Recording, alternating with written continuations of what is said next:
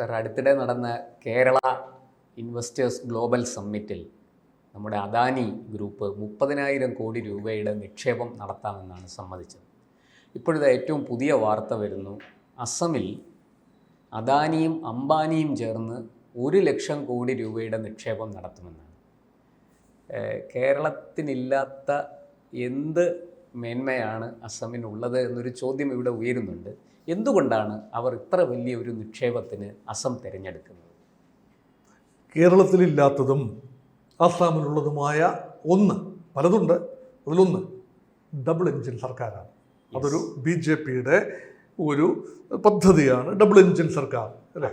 അവിടുത്തെ ഹിമന്ത ബിശ്വ ശർമ്മ എന്ന BJP മുഖ്യമന്ത്രി, BJPക്ക് വലിയ പ്രതീക്ഷയുള്ള സംസ്ഥാനം. കേരളം അങ്ങനെയല്ല, ഭാവി പ്രതീക്ഷയായിരിക്കാം, ഇപ്പോൾ അങ്ങനെയല്ല. ഇവിടെ നിക്ഷേപ സൗഹൃദ അന്തരീക്ഷം ഉണ്ടാകുന്നു എന്ന പ്രതീതി ജനിപ്പിക്കാനുള്ള ഒരു ശ്രമമാണ് വടക്ക് കിഴക്കൻ മേഖല ആകമാനം. അതാണ് അടുത്ത വ്യത്യാസം. ഇന്ത്യ ഉപഭൂഖണ്ഡത്തിലെ ഒരു തെക്കൻ പ്രദേശമാണ് കേരളം. പക്ഷേ ഉപഭൂഖണ്ഡത്തിൻ്റെ ഭാഗത്ത് നിന്ന് ബംഗ്ലാദേശിനും കിഴക്ക് കിടക്കുന്ന തന്ത്രപ്രധാനമായൊരു മേഖലയാണ് ആസാം. അപ്പോൾ വടക്ക് കിഴക്കിന് വലിയ സാധ്യതയാണ്, ഭാവിയിൽ വികസന സാധ്യതയുണ്ട്. അതുകൊണ്ട് ഒരുപാട് ടാക്സ് ഹോളിഡേയ്സ് അവിടെ നൽകാൻ പല സ്കീം അനുസരിച്ച് കേന്ദ്രത്തിന് കഴിയും. അത് കാലാകാലങ്ങളിൽ ചെയ്തിട്ടുണ്ട്. അവിടെ പ്രൊഡക്ടിവിറ്റി കൂടി ഇങ്ങോട്ട് വാങ്ങുന്നതല്ലാതെ പ്രൊഡ്യൂസ് ചെയ്യാനുള്ളൊരു പ്രൊഡക്ഷൻ ബേസായി പലപ്പോഴും വടക്ക് കിഴക്കൻ സംസ്ഥാനങ്ങളെ മുൻപ് കണ്ടിട്ടില്ല.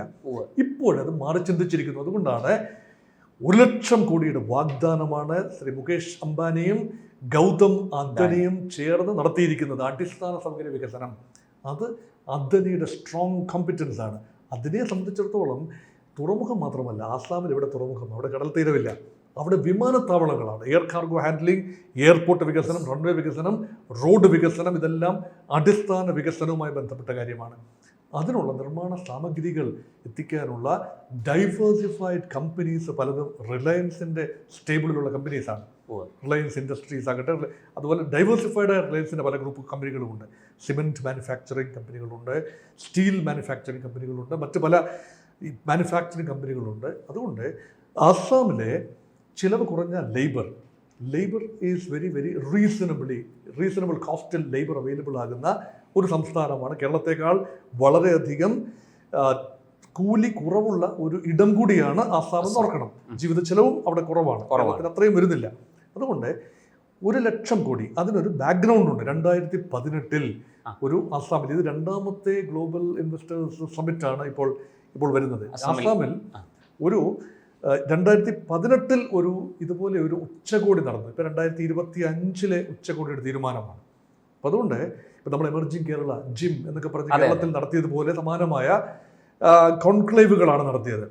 അവിടെ ആദ്യം 5,000 കോടി രൂപയുടെ ഇൻവെസ്റ്റ്മെൻറ്റ് വരും എന്ന് പറഞ്ഞു. അത് 12,000 കോടിയായി ഏതാനും വർഷങ്ങൾക്കുള്ളിൽ. അത് 5,000 കോടി പ്രതീക്ഷിച്ചിടത്ത് 12,000 കോടി ലഭിച്ചു എന്ന ഒരു ട്രാക്ക് റെക്കോർഡ്. ഇതാണ് നമുക്ക് പലപ്പോഴും ലഭിക്കുന്ന പ്രോമിസിൻ്റെ 4/1 പോലും യഥാർത്ഥത്തിൽ കേരളത്തിന് ലഭിക്കാറില്ല, ഇൻവെസ്റ്റ്മെൻറ്റായി എത്താറില്ല. അല്ലേ, നമുക്ക് വലിയ ഊതിപ്പെരുപ്പിച്ച കണക്ക് പറയാം, 30,000 കോടി എന്ന് കണക്ക് പറയാം. അതിലൊരു 10,000 കോടി എത്തിയാൽ ഭാഗ്യം എന്ന് വേണേൽ പറയാം. അവിടെ പ്രഖ്യാപിച്ചതിനേക്കാൾ വലിയ തുക യഥാർത്ഥത്തിൽ എത്തി, 3 കൂടുതൽ കിട്ടിയപ്പോൾ അങ്ങനെയെങ്കിൽ യഥാർത്ഥത്തിൽ അടുത്ത പ്രോമിസ് വളരെ ഹൈ ആണ്. അതുകൊണ്ടാണ് ആസാമിലേക്ക് 2 ബൃഹത് ഗ്രൂപ്പുകൾ, ഇൻഡസ്ട്രിയൽ ഗ്രൂപ്പുകൾ, അദാനിയുടെയും അംബാനിയുടെയും നീങ്ങുന്നത്. ഒരു പക്ഷേ അതുകൊണ്ടായിരിക്കാം. എന്തായാലും സാർ, പക്ഷേ അവർക്കിപ്പോൾ അവിടെ അങ്ങ് പറഞ്ഞതുപോലെ തുറമുഖങ്ങളൊന്നുമില്ല. ഈ പറഞ്ഞ എയർപോർട്ടും അതുപോലെ തന്നെ ഇൻഫ്രാസ്ട്രക്ചർ ഡെവലപ്മെൻറ്റുമാണ് അവിടെ ഉദ്ദേശിക്കുന്നത്. പക്ഷേ ഞാൻ മനസ്സിലാക്കുന്നത് അവിടെ ഈ IT സെക്ടറിൽ വലിയ തോതിൽ ഇൻവെസ്റ്റ് ചെയ്യും എന്ന് അദാനി പറഞ്ഞതായിട്ട് മനസ്സിലാക്കുന്നു. അപ്പോൾ അങ്ങനെ നോക്കുകയാണെങ്കിൽ ഈ IT സെക്ടറിൽ ഏറ്റവും മികച്ചു നിൽക്കുന്ന ഒരു സംസ്ഥാനമാണ് കേരളം. എന്തുകൊണ്ട് കേരളത്തെ ഒഴിവാക്കി അവർ ആസാമിലേക്ക് പോകുന്നു? അത് ന്യായമായ ഒരു കൺസേൺ ആണ്. എന്തുകൊണ്ട് IT ഹബ്ബായി തിരുവനന്തപുരം, കൊച്ചി, ഓൾറെഡി എക്സിസ്റ്റിംഗ് ബാംഗ്ലൂർ, ബോംബെ, ഇതൊക്കെയാണല്ലോ ഇന്ത്യയിലെ സിലിക്കോൺ വാലികൾ. ഈ സിലിക്കോൺ വാലി ഈ പറയുന്നത് ഞാൻ നേരത്തെ പറഞ്ഞ ഉപഭൂഖണ്ഡത്തിൽ മാത്രം മതിയോ? ഇത് ഗുവാഹത്തിയിലേക്കും ദിസ്പൂരിലേക്കും ഒക്കെ ഈ സിലിക്കോൺ വാലികൾ മാറ്റി സ്ഥാപിച്ചാൽ അവിടെയും ഉയർന്നു വരുന്നൊരു വലിയ വിഭാഗമുണ്ട്, ടെക്നോക്രാറ്റുകളുടെ ഒരു വിഭാഗമുണ്ട്. അത് മാത്രമല്ല ഇവിടെ നിന്നും അങ്ങോട്ട് ചേക്കേറാൻ തയ്യാറാകുന്ന ആളുകളും ഉണ്ടാകും പല കാരണങ്ങളാൽ. അപ്പോൾ അതുകൊണ്ട് ആ ഭാഗം വികസിച്ചെങ്കിലേ പറ്റൂ. സമഗ്രമായ വികസനം, ഇൻഫ്രാസ്ട്രക്ചർ വികസിച്ചെങ്കിൽ മാത്രമേ IT ഫേം വരൂ. IT ഫേം വരുമ്പോൾ സ്വാഭാവികമായി കൂടുതൽ വികസനം ഇൻഫ്രാസ്ട്രക്ചറുടെ ഉണ്ടായെങ്കിലേ പറ്റൂ. ടെക്നോസിറ്റികൾ ഉണ്ടാവും, പവർ സപ്ലൈ മെച്ചപ്പെട്ടെങ്കിലേ പറ്റൂ, അടിസ്ഥാന സൗകര്യങ്ങളെല്ലാം മെച്ചപ്പെട്ടെങ്കിലേ പറ്റൂ. അതുകൊണ്ട് അങ്ങനെ വന്നു കഴിഞ്ഞാൽ വടക്ക് കിഴക്കൻ സംസ്ഥാനങ്ങളിലേക്ക് ആ ചിക്കൻ നെക്ക് കഴിഞ്ഞ് സിലിഗുറി ചിക്കൻ നെക്ക് എന്ന് പറയും. ബംഗ്ലാദേശിന്റെ വടക്ക് കൂടിയുള്ള തന്ത്രപ്രധാനമായ മേഖലയാണ് സിലിഗുറി പാസ്. അത് കടന്ന് അതിൻ്റെ വീതി കൂട്ടേണ്ടതായി വരും. അത് ബംഗ്ലാദേശുമായി എന്തെങ്കിലും രീതിയിലുള്ള അഡ്ജസ്റ്റ്മെൻറ്റിലൂടെ അല്ലെങ്കിൽ ഏകപക്ഷീയമായ ഏറ്റെടുക്കലിലൂടെ സിലിഗുരി പാതയുടെ വീതി കൂടി കൂട്ടി കണക്ടിവിറ്റി മെച്ചപ്പെടുത്തി കഴിഞ്ഞാൽ അത് വലിയ കൺസേൺ. ഇന്ത്യയുടെ ജിയോ സ്ട്രാറ്റജിക് കൺസേൺസിൽ ഏറ്റവും മുന്തിയ സ്ഥാനം എന്നുള്ളത് വടക്ക് കിഴക്കിൻ്റെ ഭൗതികമായ സുരക്ഷയാണ്. ആ ഭൗതികമായ സുരക്ഷ ഉണ്ടാവണമെങ്കിൽ അവിടെ ഒരു പവർ ബേസ് ഉണ്ടാവണം, അവിടെ അടിസ്ഥാന സൗകര്യങ്ങൾ ഉണ്ടാകണം. കൂടുതൽ ശ്രദ്ധ, രാജ്യത്തിന് ശ്രദ്ധ, ജനങ്ങളുടെ ശ്രദ്ധ, ഇൻഡസ്ട്രിയൽ ഹൗസിന് ശ്രദ്ധ അങ്ങോട്ട് മാറും. അല്ല എങ്കിൽ എപ്പോഴും ഈ മുഖ്യധാര മെയിൻലാൻഡ് ഇന്ത്യ എന്ന് പറയുന്ന ബംഗ്ലാദേശിന് പടിഞ്ഞാറ്, പാകിസ്ഥാന് കിഴക്കുള്ള പ്രദേശങ്ങളിൽ മാത്രമായി പ്രധാനപ്പെട്ട പവർ വിന്യാസമുണ്ടാകും, ശക്തിക വിന്യാസങ്ങൾ. അത് കിഴക്കോട്ടും കൂടി നീങ്ങേണ്ടതാണ്. അതുകൊണ്ട് അവിടെ നിന്നുകൊണ്ട് കിഴക്കൻ മേഖലകളിലേക്ക് കച്ചവട സാധ്യത കൂടുതൽ തുറക്കുകയുമാണ്. ലുക്ക് ഈസ്റ്റ് പോളിസി, ഇന്ത്യയുടെ ഒരു വിദേശ നയം തന്നെ look east and act east പോളിസിയാണ്. അപ്പോൾ കിഴക്കോട്ട് നോക്കൽ എന്ന് പറയുമ്പോൾ നമ്മുടെ കിഴക്ക് ഭാഗം തന്നെ അവഗണിച്ച് നിന്നാൽ അതുക്കും കിഴക്കോട്ടുള്ള മേഖലകളെ എങ്ങനെ നോക്കാൻ കഴിയും? അതുകൊണ്ട് അവഗണനയുടെ കാര്യം കഴിഞ്ഞു. 25 ലോക്സഭാ മണ്ഡലങ്ങൾ ഉള്ള ഏരിയയാണ് അസാം, മേഘാലയ, മണിപ്പൂർ, ത്രിപുര, മിസോറാം, ഇതെല്ലാം കൂടെ ചേർന്ന, സിക്കിം എല്ലാം ചേർന്ന ആ മേഖല. 7 സംസ്ഥാനങ്ങൾ, 7 സിസ്റ്റേഴ്സ്.